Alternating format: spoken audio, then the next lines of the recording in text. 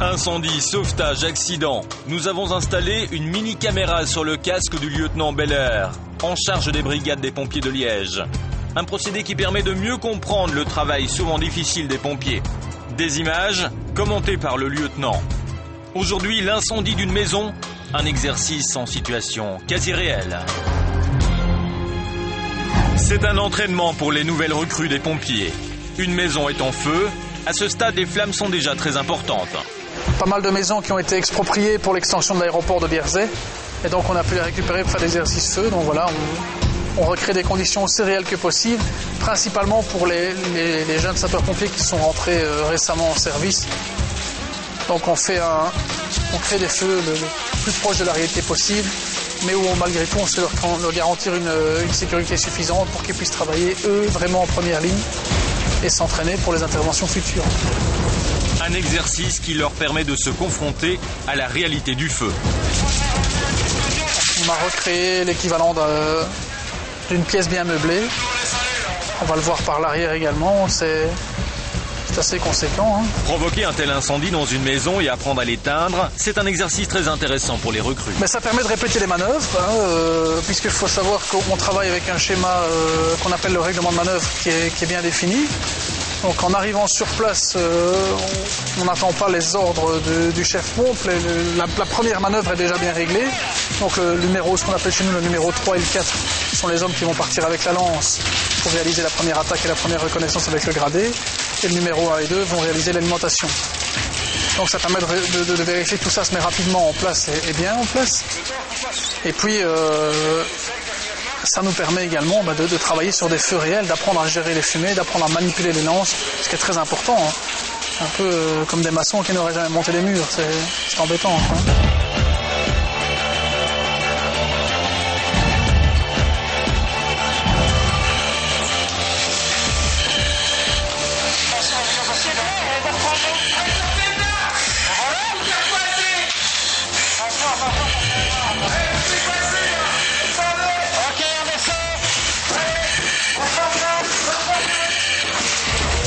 On sent toute la tension chez les pompiers face à des circonstances plutôt extrêmes.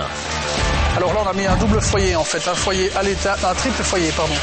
Un foyer à la cave, un foyer au rez-de-chaussée, et en fait, le foyer du rez-de-chaussée a percé le plancher, donc on a également un foyer au premier étage.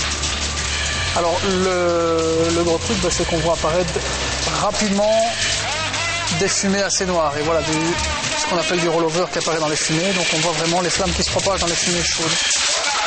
Donc ça commence à devenir bien chaud. Et voilà, on voit que le débit de fumée venant de la cave s'accélère. Donc ça, c'est pas bon. Pour nous, il va falloir maintenant une lance pour pouvoir travailler en sécurité. Car en plus des fumées épaisses, la température monte très très vite. Il faut être extrêmement prudent. Un incendie comme celui-là, avant l'embrasement généralisé, on peut retrouver jusqu'à 800 degrés au plafond sans trop de problèmes. Et au niveau du sol, à peu près 50 degrés, voire parfois plus. Ça dépend un peu de comment vit le plafond de fumée. Et bien sûr, les pompiers aussi ont leurs limites. On n'est pas un combustible, donc je veux dire, on a fait des mesures récemment avec des caméras thermiques dans les caissons pour voir à combien on était soumis au niveau du corps. Il y a des parties du corps qui sont soumises à 250 degrés extérieurs. Donc ça veut dire que on est quand même soumis à des températures assez importantes.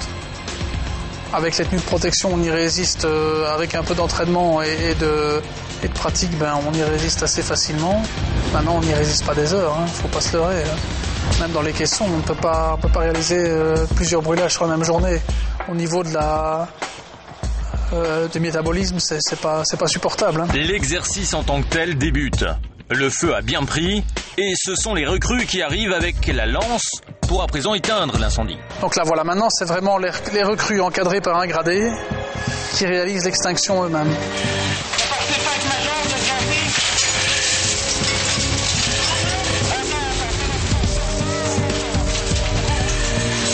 C'est une attaque tout à fait dans des conditions presque réelles.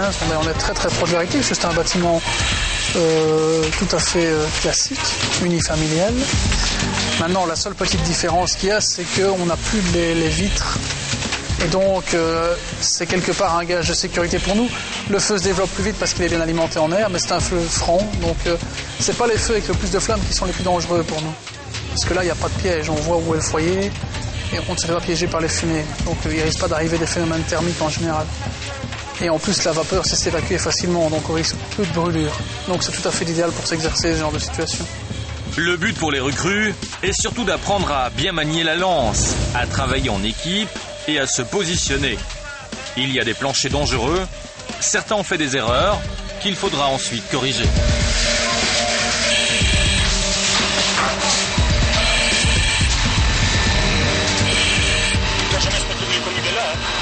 Un plancher comme ça, il est tout mieux, là. Alors qu'on dit aux joueurs, mais comment ça, lui, il était dans l'encadrement, il faudra... Il doit rester comme sur le mur, hein, c'est un plancher en plus. Et l'antagoniste, lui, il se met pour le suivre. Hein. Ouais, il va rester derrière. Les gars, attention, les planchers sont fragilisés, ne marchez pas au milieu. Hein. Contrairement à ce que l'on pourrait croire, les lampes ne sont pas toujours d'une utilité indispensable. Ben, les lampes... Oui et non, une fois qu'on a la fumée, les lampes ne servent pas à grand chose, hein, puisqu'on voit à peine à 30 cm devant nous et encore. Donc les lampes, on les utilise rarement, on les prend parce que ça peut toujours servir, mais c'est rare qu'on les allume.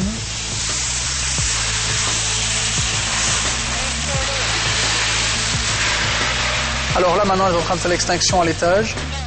Donc le feu a percé le plancher en fait. Alors voilà, on apprend aussi aux gens à progresser sur les planchers qui ont brûlé. Pour ne pas se retrouver à l'étage du dessous. Bah oui, parce que les planches sont fragilisées. Hein. Donc il faut vraiment qu'ils progressent sur les poutrelles, quoi. Et voilà, on va commencer à démonter le plancher pour localiser précisément le foyer et l'éteindre.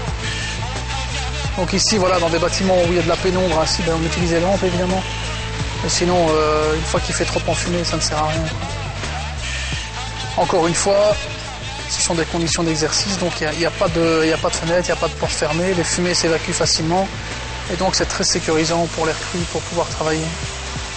À Liège, 60 à 80 hommes sont de garde chaque jour sur l'ensemble du secteur, répartis sur 6 casernes. Pour un incendie, une vingtaine de personnes se déplacent, avec en général 4 véhicules.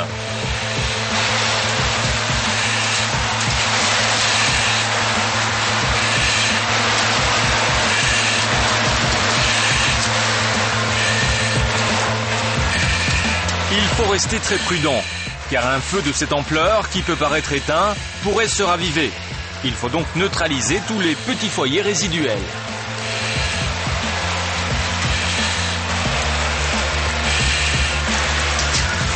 Voilà, donc il localise les petits foyers résiduels. Ça, c'est de la finition. On va le faire tomber gentiment. Hop.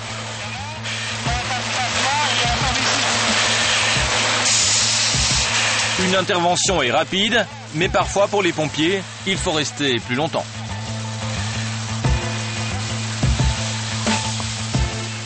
Alors dans un incendie classique, on ne s'en va pas en général avant d'être certain qu'il n'y a plus de risque de reprise. C'est vrai que parfois certains feux nécessitent une surveillance qui va durer, ça dépend en fonction de l'importance de l'incendie. Il y a des feux d'entreprise ou des feux de ferme qui vont nécessiter des surveillances pendant plusieurs jours. Il y a des feux de maison qui vont nécessiter une surveillance pendant plusieurs heures en fonction de l'importance du bâtiment, des parties qui ont brûlé, etc. En général, un feu d'appartement ou un feu de maison unifamiliale qui est limité à quelques pièces, la durée d'intervention, c'est une vingtaine de minutes. Après, on peut dire qu'on a fait le travail. Il reste parfois un peu de finition, mais le gros est terminé. C'est l'heure du repos bien mérité pour les instructeurs. Pour certaines recrues, c'était leur tout premier contact avec le feu en situation quasi réelle.